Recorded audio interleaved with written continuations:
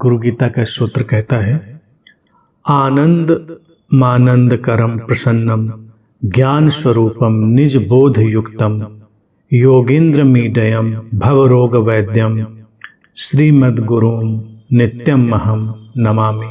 गुरु आनंदमय रूप हैं, वे शिष्यों को आनंद प्रदान करने वाले हैं, प्रसन्न मुख ज्ञानमय हैं, सदैव आत्मबोध में निमग्न। ऐसे गुरु की योगी जन सदैव स्तुति करते हैं। संसार रूपी रोग के वही एकमात्र वैद्य हैं। ऐसे गुरु को मैं नित्य नमन करता हूं।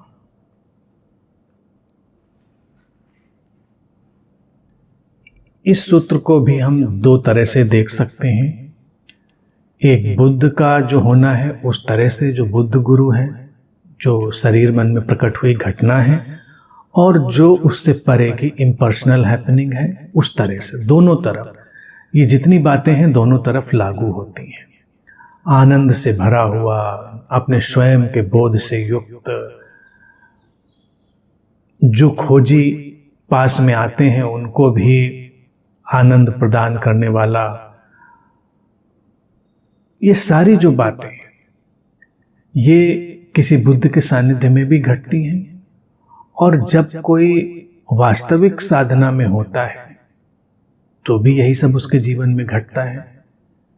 ज्ञान से भरना, प्रकाश से भरना, आनंद से भरना, और सदा एक गहरे बोध से भरकर जीवन के प्रतिक्षण को जीते रहना। सूत्र कहता है, योगी गण सदैव उसकी स्तुति करते हैं। योगी कौन है? जो साधक है वही योगी है। वो साधक हमेशा उस यात्रा में संलग्न है। स्तुति का अर्थ भी यही है कि वो हाथ जोड़कर कोई वहां पर प्रशंसा के गीत नहीं गा रहा है। बात समझ में आ गई, बोध की, ज्ञान की, आनंद की, प्रसन्नता की, उसमें संलग्न बने रहना। तो हर शिष्य, हर साधक योगी है, और उसको उस स्तुति में अर्थात उस संलग्नता में, उसमें बने रहना है।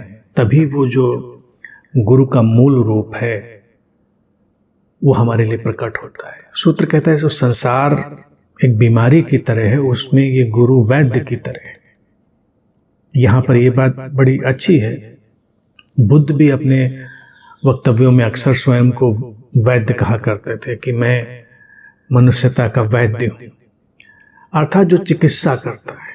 तो बुद्ध भी वैद्य है, गुरु भी वैद्य है, और जो समझ है, हमारा जो बोध है, वो भी वैद्य है। वैद्य अर्थात जो भ्रम है, जो समस्याएं हैं, अवरोध हैं, बीमारियां, उनको ठीक करने की क्षमता रखने वाला।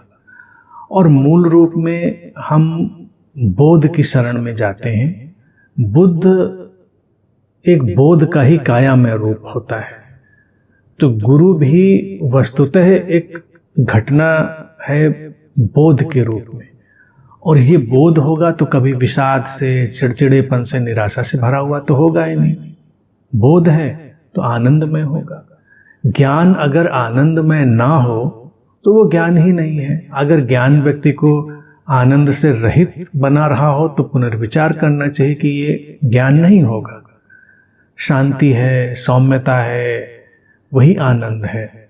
और आनंद का गुणधर्म यह है कि वो अगर किसी व्यक्ति के भीतर घटे तो उसके संपर्क में जो आएगा उसके जीवन में भी वो प्रवेश कर जाएगा। वैसे तो ये बात सारे भावों पे लागू होती है, लेकिन आनंद और शांति बहुत अधिक संक्रामक होते हैं, क्योंकि हर व्यक्ति के भीतर उनकी बड़ी तड़प, बड़ी प्यास होती है। जीवन में अगर देखा जाए, व्यक्ति ढूंढ भी क्या रहा है? यही ढूंढ रहा है, ये प्रसन्नता, ये शांति, ये आनंद, यही ढूंढ रहा है वो हर किनारे से।